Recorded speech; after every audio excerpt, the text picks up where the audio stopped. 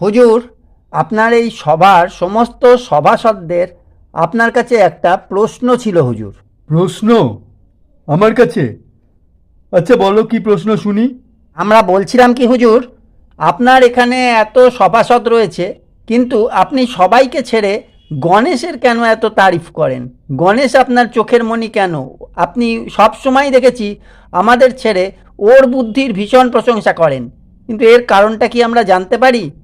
আমাদের কি এখানে কারোর কোনো বুদ্ধি নেই? যত বুদ্ধি একা ওই গণেশেরই আছে, যে সব সময় আপনি গণেশের প্রশংসায় পঞ্চমুখ? আমরা কি সব নির্বোধ নাকি, না জলে ভেসে এসেছি, কোনটা? হ্যাঁ হুজুর, আমারও ওই একই কথা। আমাদের কি কোনো বুদ্ধিই নেই নাকি, যে আপনি সব সময় গণেশ গণেশ করে অস্থির হয়ে যান? সে তো বুঝলাম। তা জ্যোতিষী ঠাকুর, আপনারও কি ওই একই মত? আগে হ্যাঁ হুজুর, আমারও সেই একই মত। আমরা সব সময় লক্ষ্য করেছি যে গণেশ আপনার চোখের মণি, ওকে ছাড়া আর আপনি কাউকেই যেন দেখতে পান না, কারোর যেন বুদ্ধি নেই, আমরা সব বোকার দল হয়ে এসেছি, তাই না? এটা তো কোনো রকমেই আমরা মানতে পারি না। এর একটা বিহিত আপনাকে করতেই হবে। বুঝলাম। তো কি বিহিত তোমরা চাইছো বলো। আমি বলে কি হুজুর, আপনি বরং একটা পরীক্ষা নিন। এই পরীক্ষায় আমাদের মধ্যে যে জিতবে, আপনি তাকেই আপনার জমিদারির ভাঁড় হিসাবে মনোনীত করবেন গণেশকে সরিয়ে। রাজি আপনি? দেখুন।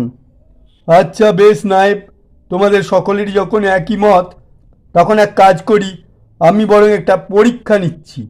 এই পরীক্ষায় যদি তোমাদের মধ্যে কেউ পাশ করে যাও, তবে তাকে আমি গণেশকে সরিয়ে রসিক রাজের পদটা আমি তাকেই দেব। আর সেই সঙ্গে সঙ্গে যে জিতবে তাকে 100 স্বর্ণমুদ্রা পুরস্কারও দেব।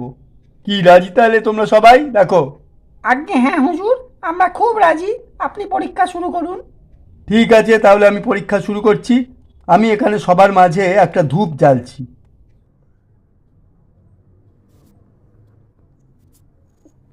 শোনো, তোমাদের সামনে আমি এই ধূপটা জ্বাললাম, এটা তোমরা সবাই দেখতে পাচ্ছ। তোমাদের পরীক্ষাটা হচ্ছে, তোমরা এক এক করে সবাই আসবে, যে আমার হাতে এই ধূপের ধোঁয়াটা ধরে দিতে পারবে তাকে আমি আমার সবার শ্রেষ্ঠ বুদ্ধিমান বলে ঘোষণা করব এবং 100 স্বর্ণমুদ্রা পুরস্কারও দেব। নাও শুরু। প্রথমে নায়েব, তুমি এসো। তা হুজুর, এমন একটা সহজ খেলা দিয়েছেন, এ সহজেই আমি করে দেব, আর গণেশকে সহজেই ওর পদ থেকে আমি সরিয়ে দেব। হা হা হা হা হা। এই দেখুন হুজুর, আমি করে দিচ্ছি। আরে, ধোঁয়া কিছুতেই আমি ধরতে পারছি না কেন? কোনোভাবেই ধূপের ধোঁয়াটা তো আমি ধরতে পারছি না। যতবার ধরতে যাচ্ছি হাত থেকে বেরিয়ে যাচ্ছে। কি মুশকিল হলো? কি করি বলুন তো হুজুর? সে তো আমি জানি না তুমি কি করবে, তবে ধূপের ধোঁয়া ধরে আমার হাতে না দিলে তো তুমি জিততে পারবে না। এই, আয় আয় আয় আয়, আমার হাতে আয়, আমার হাতে আয়। না হুজুর, পারবো না আমি, হবে না। আপনি একটা উল্টো পাল্টা খেলা দিয়েছেন। এটা আমি কেন, কেউই করতে পারবে না। আপনি বরং এবার অন্য কাউকে ডাকুন। ঠিক আছে, ব্রাহ্মণ পণ্ডিত মশাই, এবার আপনার পালা। আপনি পরীক্ষার জন্য এগিয়ে আসুন। হ্যাঁ হুজুর, এই চললাম। কিন্তু একদমই সহজ কাজ হুজুর। এই দেখুন, আমি কত ধোঁয়া ধরেছি। এই নিন, ধরুন ধরুন ধরুন। কই ধোঁয়া কই? কিচ্ছু তো নেই। না, আমি আরেকবার চেষ্টা করছি। এই তো, কত ধোঁয়া ধরেছি। এই নিন। কি মূর্খামি করছো তুমি পণ্ডিত? তোমার হাতে তো কিছুই নেই। ধোঁয়া কোনোদিন এভাবে ধরে আনা যায় নাকি? যাও গিয়ে নিজের জায়গায় বসো। তুমিও পরীক্ষায় পাস করতে পারোনি। তাই তো বটে, কি আর করি হুজুর। আপনার আসলে পরীক্ষাটাই ঠিক মতন নেওয়া হয়নি। কেউই এটা করতে পারবে না। দেখুন, এবার অন্য কাউকে ডেকে। জ্যোতিষী ঠাকুর, এবার আপনি এগিয়ে আসুন। এই তো আসছি হুজুর। এই ধোঁয়া, আয় আমার সামনে। বাহ বাহ বাহ বাহ, এই দেখুন কত ধোঁয়া ধরেছি। এটা কোনো ব্যাপার হলো? এই নিন, এই নিন, এই নিন ধরুন। যা, সব ধোঁয়া চলে গেল তো। আমি কি সুন্দর ধোঁয়াগুলো ধরেছিলাম, একটুও ধোঁয়া নেই। দাঁড়ান, আবার আনছি। এই তো, কত ধোঁয়া ধরেছি। নিন নিন নিন, তাড়াতাড়ি নিন হুজুর, তাড়াতাড়ি নিন। যা, আবার সব ধোঁয়া চলে গেল। এ তো থাকছে না হাতে। না, নায়েব মশাই ঠিকই বলেছেন, আপনি সঠিক খেলা দেননি। এ খেলা কেউ জিততে পারবে না। আমি চললাম, আমার দ্বারা হবে না। আপনি বরং অন্য কাউকে ডাকুন। হুজুর, আপনি এমন একটা খেলা দিয়েছেন যেটা করা কারোর ক্ষমতায় নেই। এবার আপনি ডেকে নিন তো আপনার পেয়ারের গণেশকে, দেখি ও কেমন পারে।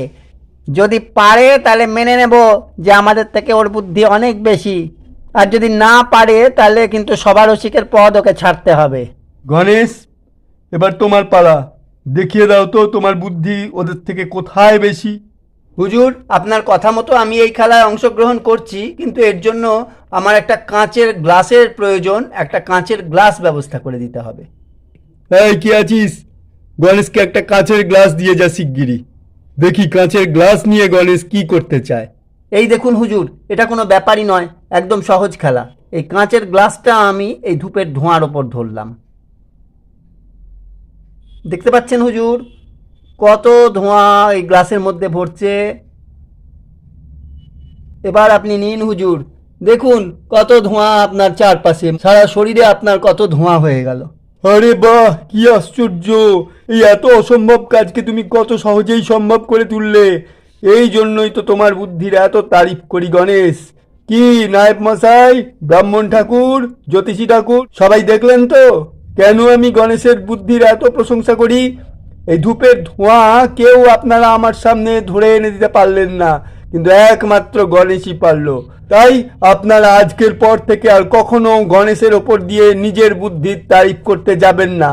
আর 100 স্বর্ণ মুদ্রা আমি গণেশকে পুরস্কার দিচ্ছি আমার ঘোষণা অনুযায়ী।